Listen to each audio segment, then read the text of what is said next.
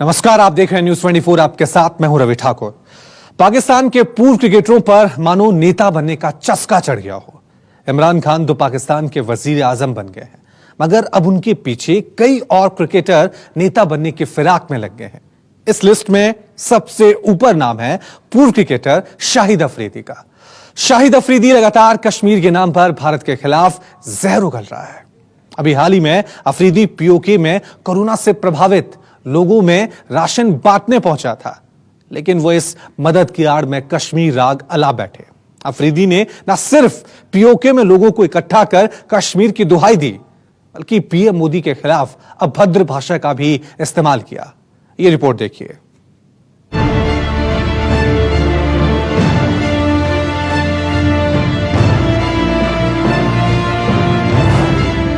इमरान की राह चले शाहिद अफरीदी।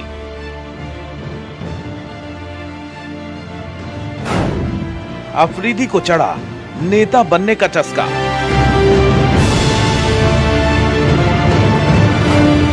कश्मीर पर अफरीदी ने उगला जहर।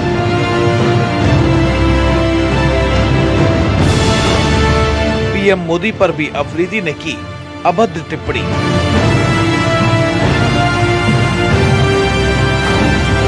जहरीले अफरीदी पर गंभीर प्रहार। गए थे राशन बांटने, जहर उगल कर आ गए। गए थे मदद करने, जोकर बनकर आ गए। जी हां, पाकिस्तान में मानो क्रिकेटरों में नेता बनने की होड़ लग गई हो। इसीलिए कभी जावेद मियांदाद तो कभी शाहिद अफरीदी इमरान खान के नक्शे कदम पर चलने लगते हैं। वक्त बेवक्त कश्मीर राग अलापने लगते हैं, हिंदुस्तान के खिलाफ जहर उगलने लगते हैं। हालिया मामला पाकिस्तान के पूर्व क्रिकेटर शाहिद अफरीदी से जुड़ा हुआ है। शाहिद अफरीदी ने एक बार फिर कश्मीर के नाम पर जहर उगला है। ऐसा जहर जो वक्त बेवक्त पाकिस्तान की ओर से उसके नेता, उसके हुक्मरान उगलते रहते हैं। कोरोना काल में अफरीदी ने न सिर्फ कश्मीर राग अलापा है, बल्कि प्रधानमंत्री नरेंद्र मोदी के खिलाफ भी अभद्र भाषा का इस्तेमाल किया है। ये जो एक बहुत बड़ी बीमारी इस वक्त दुनिया में फैली हुई है, अल्लाह ताला हम सबको अपनी इज्जो अमान में रखे। आमीन। लेकिन इससे बड़ी बीमारी जो है वो मोदी के दिलो दिमाग में है। बेशक वो बीमारी मजहब की बीमारी है। बेशक कोई शक नहीं। मजहब को लेके वो सियासत कर रहे हैं और हमारे ये 2 किलोमीटर पे जहां हमारे कश्मीरी भाई, कश्मीरी बहने, बुजुर्ग हमारे, उनके साथ जो इतने अरसे से जुल्म कर रहा है वो आदमी, इंशाअल्लाह उसको इस दुनिया में भी जवाब देना होगा और आखिरत में भी जवाब देगा वो। दरअसल पाकिस्तान के पूर्व क्रिकेटर शाहिद अफरीदी कोरोना की वजह से प्रभावित लोगों की मदद करने के लिए अभी हाल ही में पीओके पहुंचे थे। अफरीदी ने पीओके के लोगों को राशन बांटा, लेकिन साथ ही उन्होंने मदद की आड़ में दूसरा ही राग अलाप दिया। अफरीदी ने पीओके में लोगों को इकट्ठा कर कश्मीर का राग अलापा। लोगों को संबोधित करते हुए अफरीदी ने पीएम मोदी पर मजहब को लेकर सियासत करने का भी आरोप लगाया। एक बार फिर से सुनिए शाहिद अफरीदी के जहरीले बोल। ये जो एक बहुत बड़ी बीमारी इस वक्त दुनिया में फैली हुई है, अल्लाह ताला हम सबको अपनी इज्जो अमान में रखे। आमीन। लेकिन इससे बड़ी बीमारी जो है वो मोदी के दिलो दिमाग में है। बेशक वो बीमारी मजहब की बीमारी है। बेशक कोई शक नहीं। मजहब को लेके वो सियासत कर रहे हैं और हमारे ये 2 किलोमीटर पे जहां हमारे कश्मीरी भाई, कश्मीरी बहने, बुजुर्ग हमारे, उनके साथ जो इतने अरसे से जुल्म कर रहा है वो आदमी, इंशाअल्लाह उसको इस दुनिया में भी जवाब देना होगा और आखिरत में भी जवाब देगा वो। शाहिद अफरीदी का जहर उगलना यहीं बंद नहीं हुआ। कश्मीर के बहाने इशारों में अपनी सियासी रुख जाहिर करते हुए अफरीदी ने पीएम मोदी पर भी विवादित टिप्पणी कर डाली। सुनिए।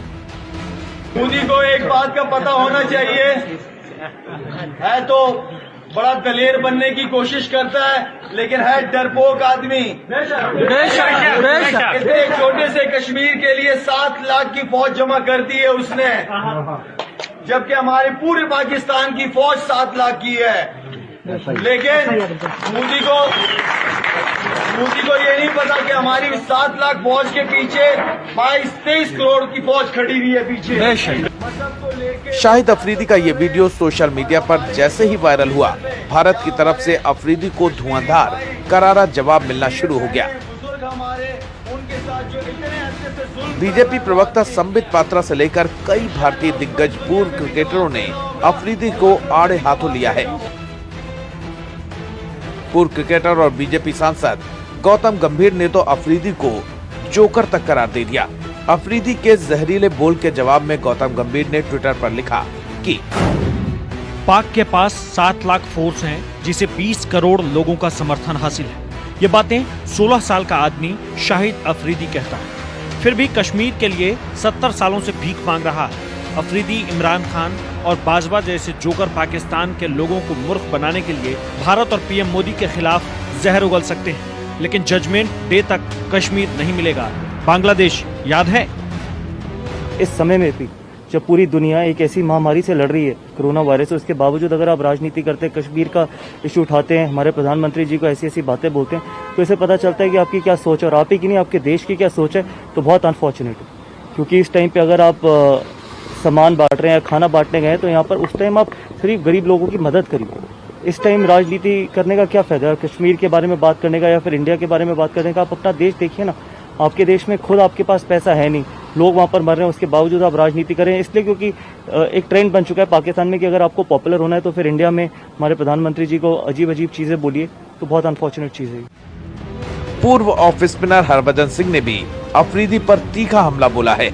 हरभजन सिंह ने कहा है कि अफरीदी ने हमारे पीएम के खिलाफ बोला है, वो बिल्कुल भी सहन करने लायक नहीं है।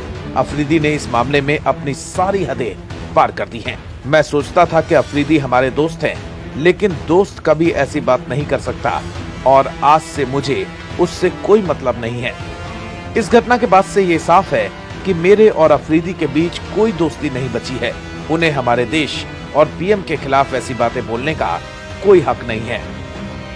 बता दें कि कुछ दिन पहले हरभजन सिंह ने एक वीडियो शेयर कर शाहिद अफरीदी के फाउंडेशन को कोरोना वायरस से लड़ने के लिए मदद करने की अपील की थी, मगर अब भज्जी ने कहा है कि अफरीदी के लिए वो कभी दोबारा ऐसी मदद नहीं कर पाएंगे। उन्होंने इंसानियत के लिए ऐसा किया था, लेकिन अब पाकिस्तान के इस पूर्व कप्तान ने ये हक गवा दिया है।